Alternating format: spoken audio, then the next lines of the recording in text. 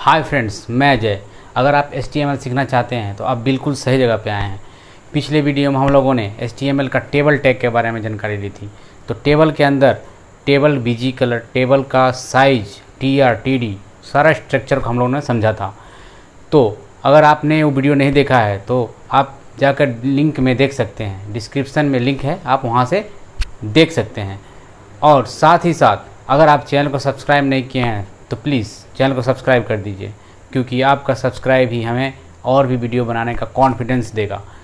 तो आज हम लोग सीखेंगे HTML का 7.1। क्योंकि 7.1 नाम इसलिए दिया गया है क्योंकि चैप्टर 7 में टेबल हम लोग किए थे। तो टेबल के अंदर और भी बहुत सारे एट्रीब्यूट्स के बारे में हम लोग को जानकारी लेनी है। तो इसीलिए क्या किया, हम लोग 7.1 कर दिए ताकि आपको अच्छी तरह से समझ में आ सके। तो 7.1 में हम लोग क्या करेंगे, आज करेंगे बैकग्राउंड में, टेबल का बैकग्राउंड में इमेज लेना, सेल पेडिंग, सेल स्पेसिंग और TR को मतलब एक रो को कैसे स्पेंड किया है, साथ ही कॉल स्पेंड। ये सब करने के लिए हम लोग कहाँ जाना पड़ेगा, अपने कंप्यूटर स्क्रीन पे। तो कंप्यूटर स्क्रीन पे जाने से पहले अगर आप चैनल को अभी भी सब्सक्राइब नहीं किए हैं तो सब्सक्राइब कर दीजिए, ज़रूर सब्सक्राइब, लाइक और शेयर कीजिए। ठीक है, तो चलते हैं हम लोग अपने कंप्यूटर स्क्रीन पे। दोस्तों, हम लोग अभी कंप्यूटर स्क्रीन पे आ चुके हैं। तो चलिए उसी पुराना डेटा को खोल लेते हैं जो हम लोग पिछले वीडियो में किया था, लेसन 7। तो लेसन 7 को हम लोग रीनेम करके 7.1 कर ले रहे हैं और इसका साइज़ थोड़ा सा बड़ा कर दिया ताकि अच्छी से दिख सके। तो अब चलते हैं वेब ब्राउज़र को भी ओपन कर लेते हैं। तो देखिए यही टेबल हम लोग किए थे, याद होगा आपको पिछले वीडियो में। तो चलिए अब हम लोग यहाँ पे इसका टैग शुरू करते हैं। तो यहाँ पे देखिए टाइटल में हम लोग क्या किए हैं, 7.1 दे दिए हैं ताकि मेरा चैप्टर जो है 7.1 में नाम से सेव हो जाए।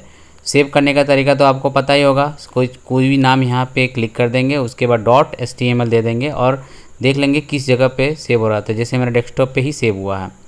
अब करेंगे हम लोग इसका एट्रीब्यूट्स। टेबल का एट्रीब्यूट्स पहला है हाइट एंड विड्थ। तो height equals to inverted comma के अंदर हम लोग क्या करेंगे, यहाँ पे 200 और विड्थ इक्वल्स टू 300 दे देते हैं। ओके, तो थोड़ा सा अच्छा दिखेगा, यहाँ पे 300 दे दिए, सेम नहीं दिखे। 300 देने के बाद हम लोग क्या कर रहे हैं, अब इस फाइल को सेव करते हैं और जाकर वेब में यहाँ पे रिफ्रेश करते हैं। तो देखिए थोड़ा सा साइज़ बढ़ा है, तो और अच्छा से इसको देख लेते हैं एक बार। साइज़ को यहाँ पर थोड़ा इंक्रीज़ कर देते हैं, यहाँ पे 400 कर देते हैं और विथ को 500। अब सेव करते हैं, अब रिफ्रेश करके देखते हैं। तो देखिए यहाँ पे साइज़ कितना अच्छा दिख रहा है। तो विथ एंड हाइट बड़ा हो गया। तो अब हम लोग क्या करेंगे, फिर से उस हाइट और विथ को नॉर्मल कर देंगे ताकि और भी बहुत सारे एट्रीब्यूट्स है जिसको करने में तो कोई परेशानी ना हो। तो देखिए 100 200 कर दिए। अब हम लोग क्या करेंगे, यहाँ पे सेल पेडिंग।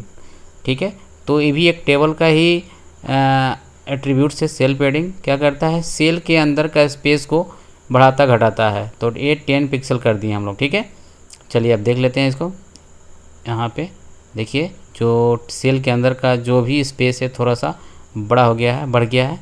तो जितना हम पिक्सल बढ़ाएंगे उतना यहाँ पे भी बढ़ेगा। ठीक है, तो चलिए अब हम लोग इसके साथ सेल स्पेसिंग भी कर लेते हैं। सेल स्पेसिंग क्या करता है कि सेल के बाहर का, दोनों सेल के बीच का जो स्पेस होता है उसको बढ़ाता है यार घटाता है। तो यहाँ इसको भी 10 पिक्सल कर देते हैं। सेव करके अब हम लोग क्या करेंगे, वेब ब्राउज़र को फिर से रिफ्रेश करते हैं। तो देखते हैं क्या हो रहा। तो जस्ट देखिए ऐसा दिखेगा आपको। तो दिख रहा है आपको सेल के बाहर का जो भी है, दो सेल के बीच का जो स्पेस है उसको बड़ा छोटा करके यहाँ पे देख लिए। अब देखिए यहाँ पे पहले था पेडिंग वाला, अब देखिए यहाँ पे स्पेसिंग वाला आ गया, सेल पेडिंग सेल स्पेसिंग।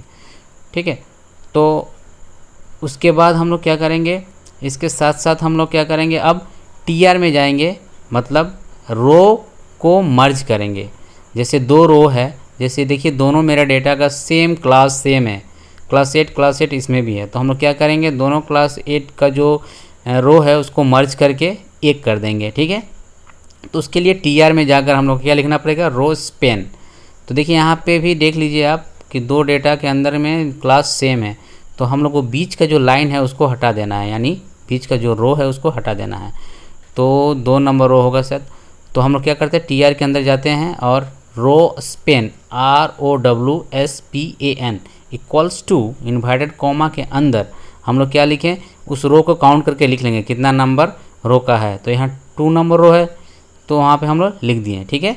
और फिर नीचे वाला डेटा का जो क्लास सेम था, एक क्लास को हटा देते हैं ताकि वो दोनों तो एक ही बन जाएगा, ठीक है ना। अगर नहीं हटाएंगे तो फिर डेटा का जो अंदर का एट्रीब्यूट है इधर उधर बाहर और निकल जाएगा, ठीक है ना। तो सेव करते हैं। सेव करके देखिए ये दोनों डेटा का जो भी क्लास था वो सेम हो गया है, मतलब एक बीच का रो हट गया और सेम तो था ही बट दोनों का एक ही हो जाएगा। क्लियर हो गया आपको। तो चलिए अब करेंगे इसके साथ साथ हम लोग क्या करेंगे, कॉल स्पेन। कॉल स्पेन क्या करता है, कॉलम को मर्ज करता है, यानी दो कॉलम के बीच को वो मर्ज करके एक कर देता है। तो सपोज डेट कि हम चाहते हैं कि जो लास्ट वाला डेटा है उसका रोल नंबर और मार्क्स है उसको हम लोग एक कर देंगे, यानी मिसिंग डेटा कर देंगे, ठीक है ना। सपोज डेट उसका कोई डेटा ही नहीं है, मिस है, तो हम लोग टीडी के अंदर में क्या लिखेंगे, colspan equals to inverted comma के अंदर 3 और दोनों डेटा को नीचे से रिमूव कर देंगे। और यहाँ पे सेव करके फाइल को फिर से रन करते हैं। रन करने के बाद देखिए यहाँ पे दो जो कॉल स्पेन हो गया है, दोनों का बीच का कॉल जो मतलब कॉलम का जो लाइन था वो यहाँ से रिमूव हो चुका है। तो ये तो था कॉल स्पेन, ठीक है। तो अभी हम लोग ने क्या क्या किया है देख लेते हैं। तो टेबल एट्रीब्यूट्स के अंदर हम लोग किए हैं क्या, हाइट और विड्थ, ठीक है। उसके बाद सेल पैडिंग। सेल पैडिंग क्या करता है, सेल के अंदर को स्पेस को बड़ा और छोटा करता है। उसके बाद हम लोगों ने क्या किया, सेल स्पेसिंग। सेल स्पेसिंग क्या करता है, दोनों सेल के बीच का जो भी स्पेस होता है उसको बड़ा और छोटा कर सकता है। उसके बाद रो स्पेन। रो स्पेन क्या करता है, रो को मर्ज करता है, दो रो को एक साथ मर्ज कर सकते हैं, 2 या 3 जितना भी रो चाहे हम लोग यहाँ पे मर्ज कर सकते हैं।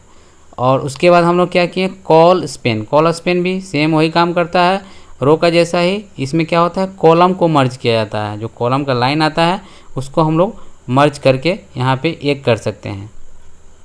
तो चलिए एक बार आउटपुट को फिर से यहाँ पे देख लेते हैं और उसके बाद स्क्रीन से बाहर निकलते हैं। तो देखिए आउटपुट यहाँ पे सेम हम लोग का जैसा किए थे वैसा ही दिख रहा है। तो आशा करते हैं आपको समझ में आ गया होगा। तो चलिए स्क्रीन से बाहर निकलते हैं। दोस्तों आशा करते हैं कि आपको ये प्रैक्टिकल अच्छा लगा होगा। अगर कुछ भी दिक्कत आ रही है कोडिंग करने में तो तुरंत आप हमें कमेंट बॉक्स में लिखें और उसका जवाब हम तुरंत देंगे। तो इसी तरह आप अपना प्यार बनाए रखें और चैनल को सब्सक्राइब, शेयर और लाइक करें। तो चलिए हम लोग फिर से अगले वीडियो में मिलते हैं। तब तक के लिए जय हिंद, जय भारत।